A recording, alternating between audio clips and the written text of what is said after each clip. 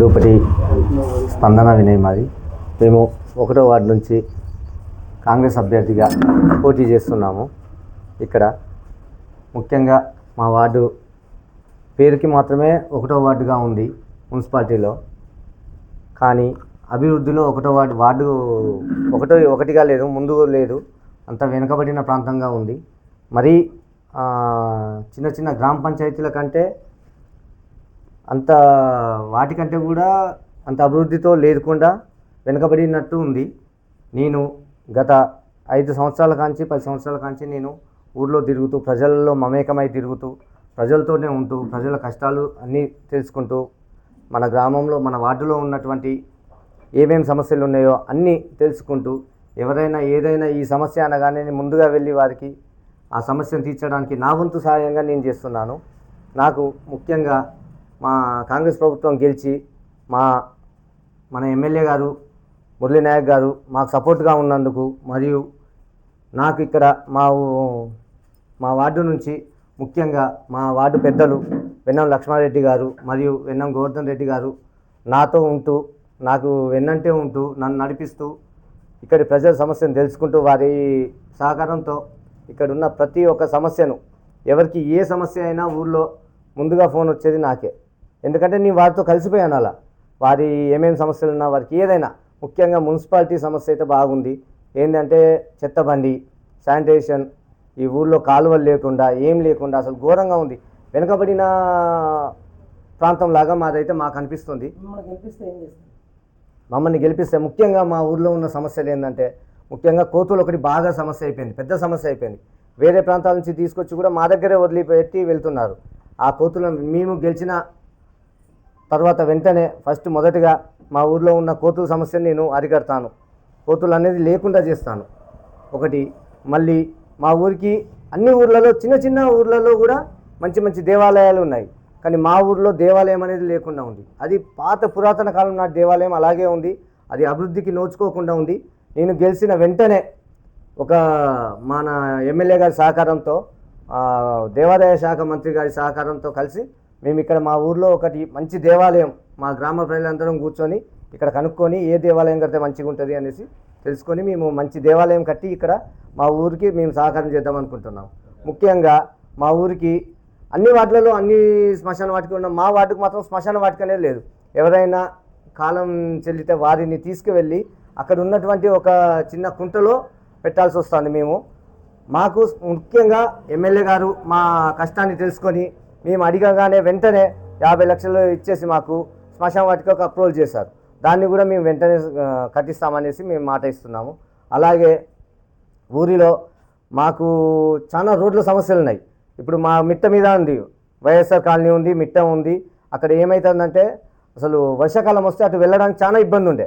మాది వచ్చి 2 సంవత్సరాలే అవుతున్నాం మా ప్రభుత్వం, అయినా ఇప్పటికీ మేము రోడ్లు పోస్తున్నాం, కొన్ని రోడ్లు పోస్తున్నాం, అలాగే అన్నీ చేస్తున్నాం. మేము ఒక్కటి కూడా మట్టి రోడ్డు అనేది లేకుండా చేసి ప్రతి బజార్కు సీసీ రోడ్డు నిర్మిస్తామని మాటిస్తున్నాం.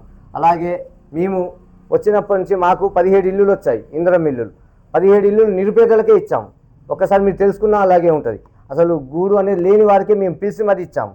అలాంటివి ఉన్నాయి. మాకు ఇప్పుడు వచ్చే దాంట్లో కూడా మా ఊర్లో నిరుపేద అనేది ఇల్లు లేకుండా ఉండే ఏ కుటుంబమైనా లేకుండా మేము మంచిగా చేసి అందరికీ ఇందిరమ్మ ఇల్లు ఇస్తామని మేము మాట ఇస్తున్నాం. ముఖ్యంగా మా వైఎస్ఆర్ కాలనీ అక్కడ ఉన్నటువంటి పల్లె దవాఖానాలో వెళ్ళాలంటే, వర్షాకాలం వెళ్ళాలంటే ప్రజలు చాలా ఇబ్బంది పడుతున్నారు.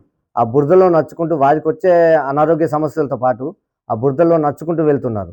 అది మాత్రం రోడ్డు ఎమ్మెల్యే గారి సహకారంతో, ఎంపీ గారి బలరాం నాయక్ గారి సహకారంతో, మా ఊరి లక్ష్మారెడ్డి గారి సహకారంతో, గోవర్ధన్ రెడ్డి గారి సహకారంతో ఆ రోడ్డు ఎమ్మెల్యే గారు శాంక్షన్ చేశారు. అది ఒకటి. అలాగే మా ఊర్లో ముఖ్యంగా ప్రతి సంవత్సరం మేము ఏమనుకుంటామంటే, వర్షాకాలం వచ్చే బోనాల పండగకి మాకు ఇక్కడ ముత్యాలమ్మ గుడి, చిన్న ముత్యాలమ్మ గుడి ఉంది, దానికి మాత్రం రోడ్డు అనేది లేకుండా ఉంది. గతం నుంచి అప్పటి నుంచి ఇప్పటిదాకా నడుస్తూ ఏదో వేరే వారి స్థలంలో అట్లా నడుస్తూ వెళ్తున్నాము. కానీ దానికి ఒకటి ఎమ్మెల్యే గారి సహకారంతో ఒక రోడ్డు నిర్మించి ముత్యాలమ్మ గుడి పెద్దగా చేసి మంచి గుడి నిర్మించాలని మా కోరిక. అలాగే ఇక్కడ కొత్త బోర్డు అనేది మేము ఉండేది ఇప్పుడు కొత్త బోర్డు. ఈ కొత్త బోర్డు మాత్రం అసలు అభివృద్ధికి నోచుకోకుండా పాతగా ఎలాగో ఒక తండా గ్రామ పంచాయతీ లాగా చిన్నగా కొంచెం చిన్న చిన్న గ్రామ పంచాయతీ ఇప్పుడు ఉన్నటువంటి అట్లనే ఉండిపోయింది. ఈ కొత్త బోర్డు అనేది డ్రైనేజ్ కానీ సీసీ రోడ్లు కానీ అన్నీ చేసి, ముఖ్యంగా వర్షాకాలం వచ్చిందంటే ఈ సైడ్ మొత్తం నీళ్ళన్నీ ప్రతి ఒక్కరి ఇళ్లలోకి వెళ్తున్నాయి. ఇప్పుడు ఇక్కడ చూసుకుంటే పక్కనే ఉన్నటువంటి ముస్లిమ్స్ వారి ఇళ్లలోకి వెళ్తున్నాయి. వర్షాకాలం వచ్చిందంటే మొత్తం వాటర్ అంతా వారి ఇంట్లోకి చేరుతున్నాయి. వారు ఆ టైంకి వచ్చేసి మాకు కాల్ చేస్తే మేము అప్పటికప్పుడు మున్సిపాలిటీ వారి సహకారంతో ఏదో ఒక చిన్న చిన్న సహాయం చేయాల్సి వస్తుంది. కానీ అలాంటి ఏది సమస్య లేకుండా శాశ్వత పరిష్కారం చేస్తామని కూడా మాటిస్తున్నాము.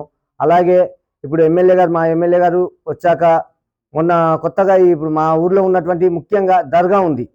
ఆ దర్గాకి మొన్న శాంక్షన్ అయ్యాయి కొన్ని అమౌంట్. దాన్ని కూడా అభివృద్ధి చేయడానికి ఎమ్మెల్యే గారితో మాట్లాడాము. వారు కూడా సహకారం అందిస్తామని చెప్పారు. మా ఊరిలో ఎలాంటి సమస్య లేకుండా నేను అనునిత్యం ప్రజల్లో ఉంటూ ప్రజల కోసమే కష్టపడుతూ ప్రజలతోటే తిరుగుతూ, నేను గత 10 సంవత్సరాలుగా ప్రజలతోనే ఉన్నాను, ప్రజలతోటే తిరుగుతున్నాను. మా ఊర్లో ఏ సమస్య అనేది, ప్రతి సమస్య ఏమేమి సమస్యలు ఉన్నాయో ప్రతి ఒక్కటి నా దృష్టికి వచ్చింది.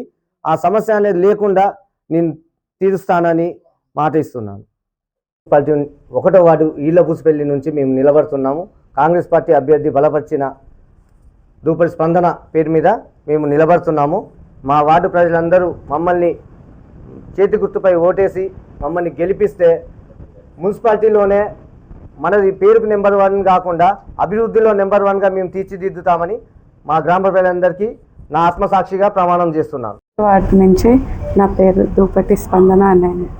మా వారు వినయ్ గత 15 సంవత్సరాల నుంచి తన పార్టీ నుంచి బాగా కష్టపడి ముందుకు నడిపాడు. ఇప్పుడు కూడా మేము పార్టీ గురించి బాగా కష్టపడతామనేసి ప్రజలందరికీ మాటిస్తున్నాను. ముఖ్యంగా నన్ను గెలిపియమని ప్రతి ఒక్కరిని కోరుకుంటున్నాను. కాంగ్రెస్ పార్టీ నుంచి చేయి గుర్తుకి ఓటేసి గెలిపియమని కోరుకుంటున్నాను.